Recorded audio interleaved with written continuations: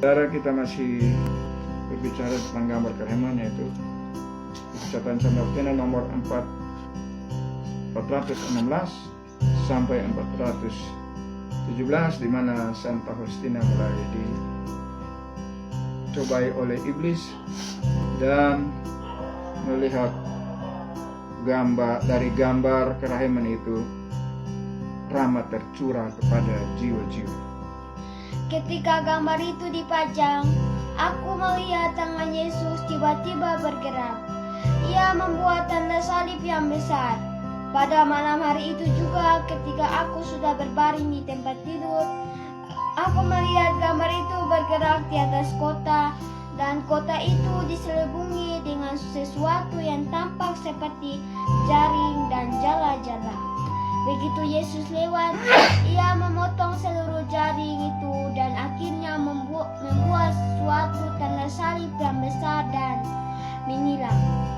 Aku melihat diriku sendiri dikerumuni himpuan besar sosok jahat yang beringas karena kebencian terhadapku. Macam-macam ancaman terlontar dari mulut mereka, tetapi tidak satupun dari mereka menyentuh aku. Sesaat kemudian, penampakan itu lenyap, tetapi sampai lama sekali aku tidak dapat tertidur.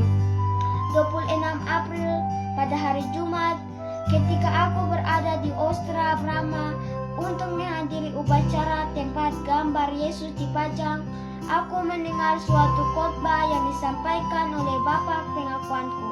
Khotbah mengenai kerahiman ilahi ini adalah salah satu permintaan pertama yang telah disampaikan oleh Yesus sekian waktu yang lalu, ketika ia mulai berbicara tentang kerahiman Tuhan yang begitu besar. Gambar itu mulai hidup dan berkasinan menembus hati orang-orang yang berhimpun di sana. Tetapi tidak merata, sebagian menerima lebih, sebagian yang lain menerima kurang. Menyaksikan rahmat Allah itu, sukacita yang besar memenuhi jiwaku.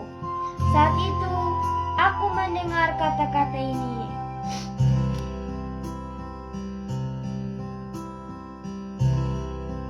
"Engkau adalah saksi kerahimanku untuk selama-lamanya. Engkau akan berdiri di hadapan takhtaku sebagai saksi hidup atas kerahimanku." Saudara, tadi kita lihat sinar kerahiman ke jiwa-jiwa. Tuhan Yesus membuktikan bahwa dia bersabda kepada Santa Faustina, "Melalui gambar ini aku mencurahkan rahmat kepada jiwa-jiwa." Ya, karena itu dia juga meminta Faustina untuk memasang gambar ini di gereja. Dia menegur Santa Faustina bahwa jangan sampai gambar ini dipasang di klasura, di tempat berdoa, yaitu hanya berada di tempat tabernakel, tetapi pasanglah di gereja untuk jiwa-jiwa mendekati gambar itu, karena melalui gambar itu aku mencurahkan rahmat kepada jiwa-jiwa. Oleh karena itu jangan pasang aja di klasura di kapelmu, tetapi pasang gambar itu di gereja. Karena sekarang banyak, saudara lihat di gereja-gereja banyak dipasang gambar kerahiman ilahi. Shalom, salve.